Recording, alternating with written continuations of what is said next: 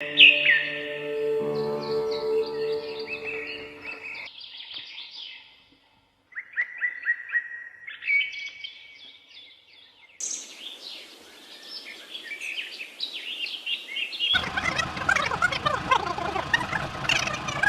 have been tapping two Kriya Sadhakas for you. One you know very well. The other is a lady, a Tadayar, who has lot of money and not knowing what to do with. V.T. Neelakantan interrupted.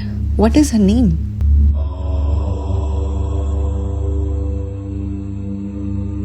Stanley, the forefinger was touched, but the whole form of Divine Master had to be seen.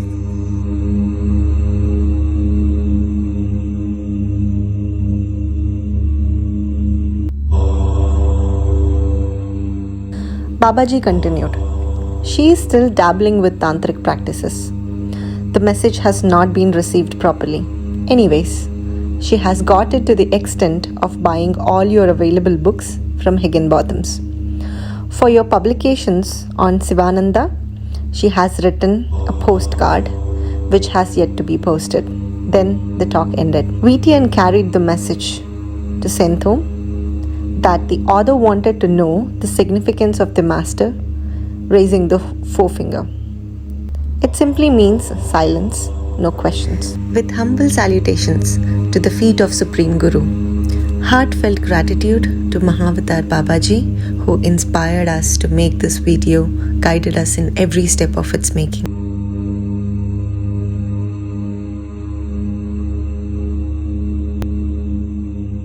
On Saturday, July 26, 1952, VTN again went into a trance state and he saw for the first time the full and complete form of Babaji, the eminent master who spoke with a similar ringing voice. Next to Babaji was a writer who is a lady standing behind him, partly hidden. On Monday, July 28, 1952, at 1 a.m., Babaji came again and said, the first book may run to 16 forms and the second will be about 400 pages. The interlude ended at 3 a.m., followed by meditation. Later, the time was about 11:30 p.m., August 1st, 1952. VTN was about to go to sleep. Wake up, wake up. Babaji had changed his usual mode of address. VTN narrated his woes. The great master laughed heartedly. Babaji said, sit up and write. The journalist lit the kerosene lamp and started writing with his pen. He took an opportunity to prostrate at the feet of the immortal Kriya master. He started writing the divine work. Mysticism unlocked after a short prayer to the Sadguru, who was present right through. He was expected to publish this book by October 29 and another book by December 31st, 1952. Babaji spoke, I don't doubt your sincerity.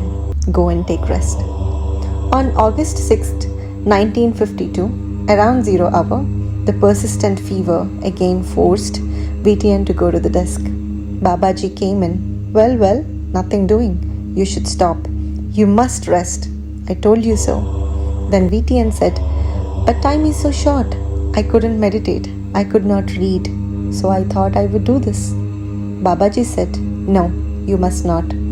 That's why I'm not allowing you to see your overhauling, as you call it. I want you and your 50 years of experience to put faith in the minds and the hearts of 500 billion people. Then VTN questioned, million? Babaji said, billions. You are like Narendra. You have placed yourself as a weapon for me to use. For me to be an operator, I must first solve your family affairs. I will do it soon. The pity is that the people I tap don't respond quickly.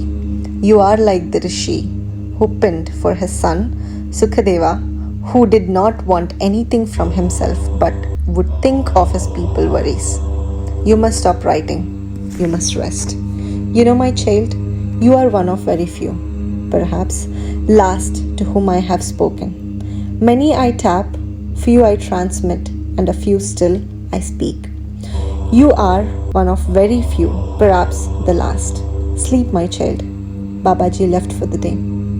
Whenever he visits the place, delightful, fragrant, luminously pervade the room. On August 7th, 1952, at 0 hour, Babaji said, "My child, you would better ponder over these.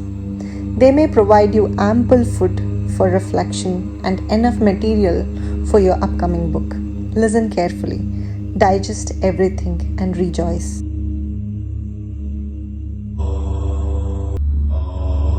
It is very essential to know that everything in our environment, including trees, animals, various types of material, human, are made from the heavens above, from an infinite joyful realm. A person's trust in God is usually as fragile as grass. He prays God for salvation whenever there is pain or when he can no longer bear the weight of the sin.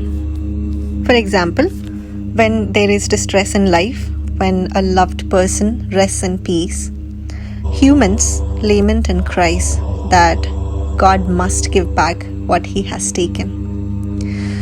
From these examples, it is very clear that man always comes to God for his own wants or to fulfill his own desires. But it is very important to understand that God will never come to a man when he is threatened or when he is in need of something or when he wants to fulfill his desires.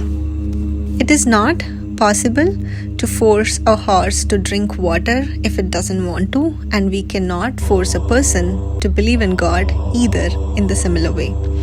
So just as each person must drink, eat, breathe, and think for himself, he must also experience things about God for himself, rather than learning from others or by any secondary sources. In the recent days, it has become common to believe that many atheists can be turned by assistance of many individuals such as lords, saints, Babaji, Yogananda, yogis, and so on. But that is not the case. Even in such instances, people should realize that the developments of all kind of feelings they experience come from within themselves. No man can receive any good from anywhere unless he himself comes forward for it. It is when time and circumstances are ripe that a man can see the truth of things. Experience is a teacher, and man has to grow himself. A man believes in God when he really believes in himself, because God lives in the core of the heart. It is not very hard to actually believe in God. There are many ways and philosophies, prayers, meditation, to take those small steps to lead a devotee of God towards the tower of belief. God is infinite in his glory. So what we do in tune with God can hardly be compared with the things that are done with finite end in view. God is God because he transcends all limitations. Those who are on the true path, that is, those who are focused on God, will always be able to attain immense happiness. Just for an example, Akbar, a Mughal emperor, once inquired Tansen, a great musician of his kingdom, about the person who taught him the art of music. Tansen replied that it was Swami Haridas. On hearing this, Akbar felt curious to see the saint.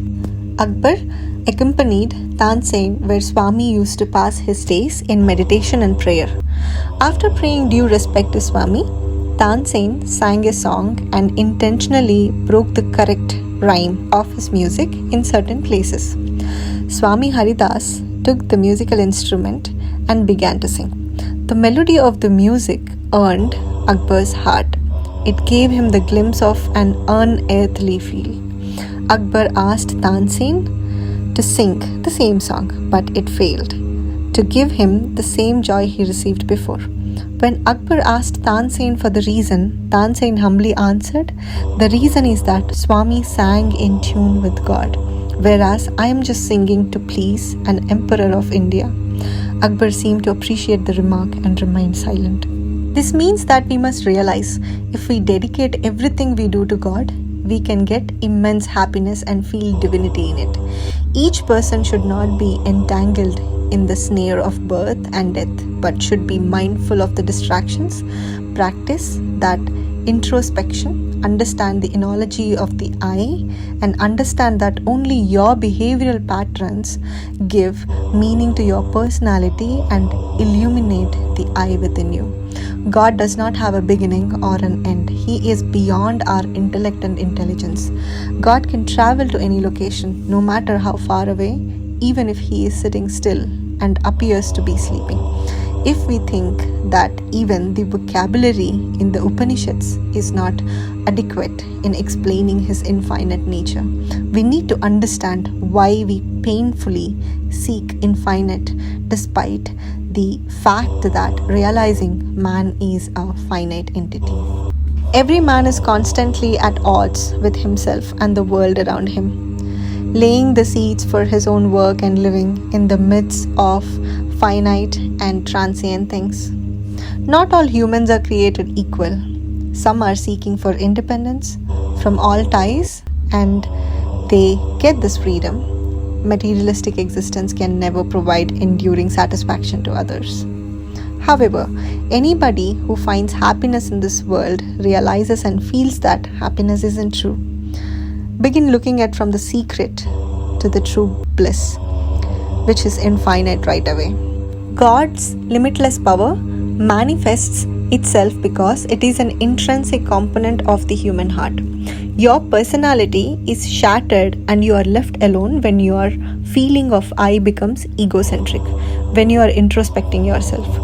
In this culinary sense, a good association must be created to cultivate individuality from personality. That is, people who see that the infinite truth manifests itself in order from them to move further till they achieve the Isha vision of the unknown by removing all obstacles in their way to become more freedom. They must go through ups and downs and walk alertly in the pursuit of a more intact life, but only a few fall into the grave risks on this road.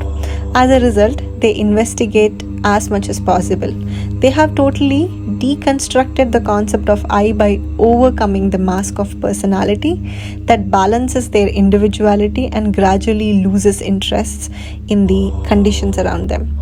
That is the I, or the outside world, after realizing that their effort is as big as their enemy.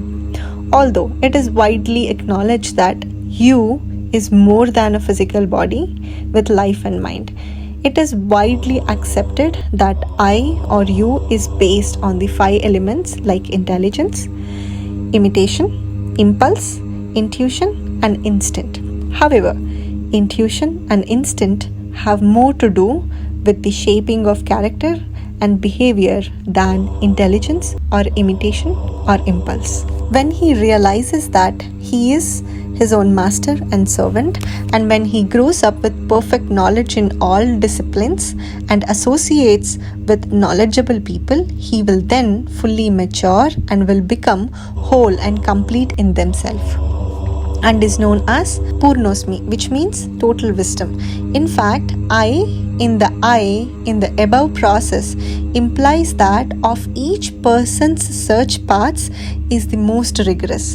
In this massive search, the majority of the explorers have swiftly departed, leaving only a few to complete this mission. Only the brave and courageous make desperate efforts even then. However, no matter what process is used, only a selected few who enjoy it and give it their all will succeed. Because of the beams of understanding, they experience oneness with infinity and dispel the illusion of separation between the finite and the infinite.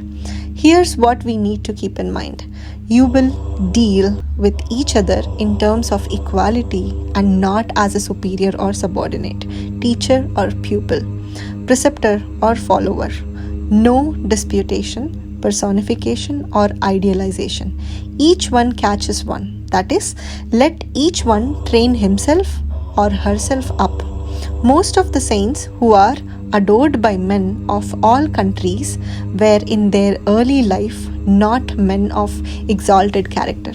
Yet they were really the salt of the earth and have set lasting examples to earn humanity.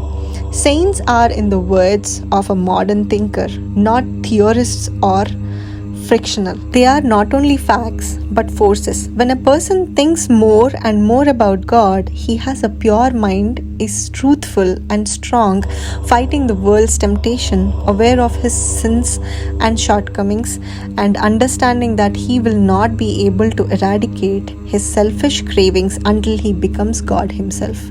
Recognize that man invented the most refined idea and that all of those thoughts are related with God's sacred, sinless traits, and that they have a remarkable influence on the human soul, entirely changing the essence of the human being. As an example above, the world is still waiting to see how many people will convert into Valmikis.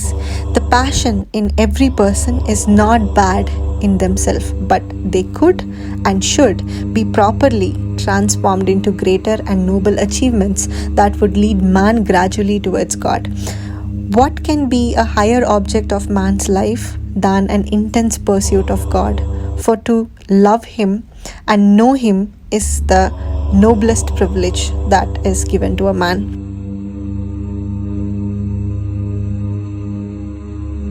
O Master of Great Himalayas, Babaji, Lord and Life of all religions, we joyfully welcome your manifestation in our world, that your power and your beauty may shine forth over the earth. Open our eyes that we may know you. Purify our hearts that we may love you. Be born within us that we may recognize you within us, and strengthen us to spread your gospel of happiness, that the very nations may enter your kingdom, and righteousness and peace may flow forth over your world. Babaji appeared in a vision and asked both of us, the author VTN, to contemplate on the above message, and faded out. By author Ramaya.